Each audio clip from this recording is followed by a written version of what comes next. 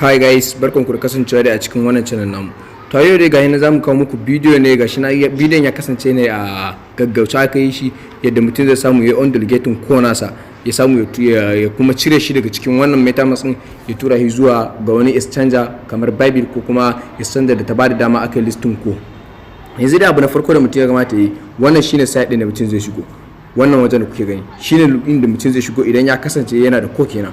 Idan ya zo shi inda damun ya kasance wannan blockchain nashi, wannan site din shi ma ya kasance akan ko yake, to abin da zai kawai shi ya shiga wannan site din da muka nuna muku na gefen nan. Da zarar ka shiga wannan wajen da kuke gani, ko da ya nuna maka blank kamar haka misali, wannan wajen idan ya nuna maka wannan tsarin kamar ya nuna maka alaman kawai wajen naka a space ne, wato ba kamar yadda mu muka shigo ne nuna mana ba.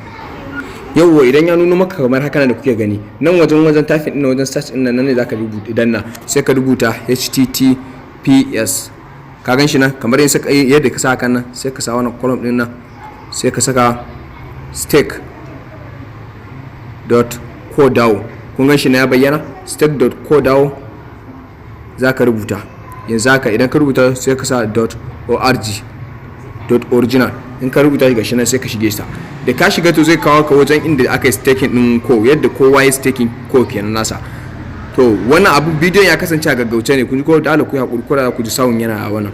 Idan ka ya kasance kamar haka, lokacin da ka zo kana wannan shine inda zaka zo ka farko ka yi connection nashi nan wannan site din naka, sai ka duba ka gan shi nan za ka ga my stake, wannan kenan sai ka shiga wajen my stake din da aka rubuta my stake. Idan ka shige shi kana shiga cikin sa, to an ne za ka ga ko din ka bayyana nan. Mu mun riga mun cire ko din mu, mun riga mun tura shi, sai yasa ko ga da muka shigo nan ko ga babu komai a ciki. To anan inda kuke gani za ka ga duk wani wanda kai delegating ko naka akan sa, anan za ka gani za ka ga rubuta delegate da kuma undelegate. Duk wani mutumi da kai delegating ko naka akan sa za ka ganshi a nan wajen. Kamar yanzu wannan mutumin da kuke gani, wannan shine dawo mining pool din nan, shine idan ka janyo kasa gashi na ga nan wajen delegate, wannan kenan. To idan dama kai delegating ko naka akan sa, za ka ga undelegate a gefen nan inda nuna muku nan, ana za ka gani. To sai ka danna undelegate din nan, ka dannawa abin da zai nuna maka shine kawai kai confirm transaction, sai ka danna okay. Ka danna okay, abin da zai shine za su turo maka ko ɗinka zuwa cikin wannan exchanger naka, zuwa cikin wannan metamask din naka kenan.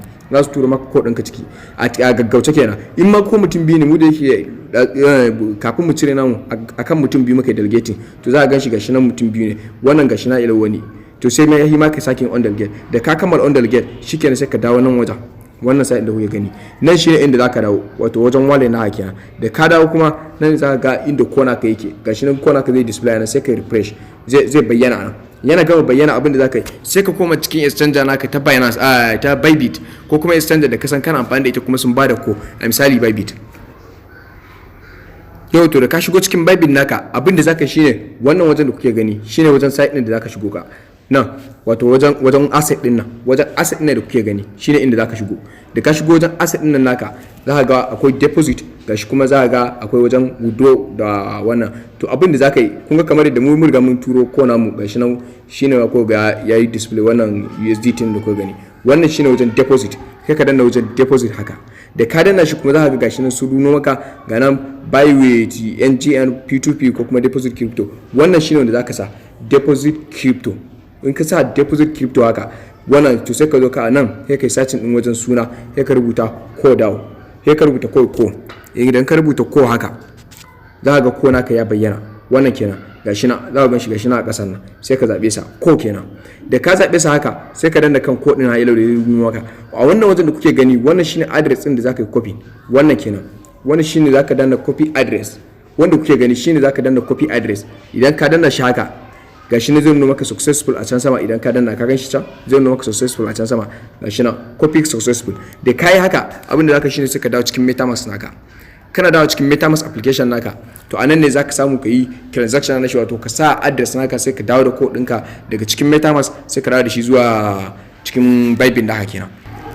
To kana shigowa cikin wannan metamask naka nan, wanda da kuke gani shine inda wannan code din kenan, wannan shine ko nan ba. Yau to in ka shige shi haka, za ka ga receive ga kuma send, wannan shine wanda zaka danna, wato wajen send din nan, wato zaka tura ko naka daga wajen nan ke, daga cikin nan zaka tura shi zuwa ga Bybit naka. Idan ka shiga wajen send din nan, za su nuna maka nan shine inda zaka rubuta, wannan kenan.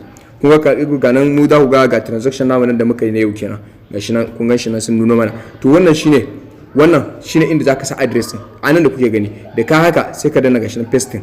Kana yin pasting kun ga shi na da yayin sun nuna mana you have 0 code in your account. To kai kuma idan har kana da code din zai nuna maka haka sai ka danna next. Kana danna next din nan da kuke gani sai ka danna wannan ka use mask, wato ka tura duka ko naka, duka zaka use max zaka yi amfani da shi ka tura duka ko naka. Kana danna use max din zaka ga duka ko naka ya shiga cikin nan sai ka danna next. Kana danna next mu ga shi saboda babu ko a ciki ya nuna invalid. Kana danna next abin da su nuna maka shine kai ka confirming transaction sai ka sake danna confirm, wato ka danna send din kenan. Kana danna shi kuma shikenan za su nuna maka ko naka ya tafi, ko naka zai tafi a cikin minti daya. Za ga kodin ka gabaki daya ya nuna successful ya fita daga cikin metamask. Za ga kuma Bybit su nuna maka, wato me ake cewa za su nuna maka notice gashi nan akan cewa deposit naka yana ka hanya. Kuma kamar ga namu nan kun ga sana deposit kan cewa gashi nan deposit confirmation in progress, nan kuma deposit confirm gashi nan kodin mu daga nan lokacin yana tawowa gashi kuma daga nan ya riga ya gama zuwa cikin Bybit namu. Kana kammala kuma shikenan zaka je ka koma cikin Bybit naka to za ga ko naka ya bayyana. To wannan shine hanya cikin mai sauki da zaka yi samu kai undelegate. Bayan ka undelegate kuma ka samu ka dawo ko naka zuwa cikin Bybit ko kuma zuwa exchange da kake so ka amfani da ita. Amma kada kuma kada ka amfani da Binance. Saboda haka ku follow namu a cikin wannan channel namu Transport.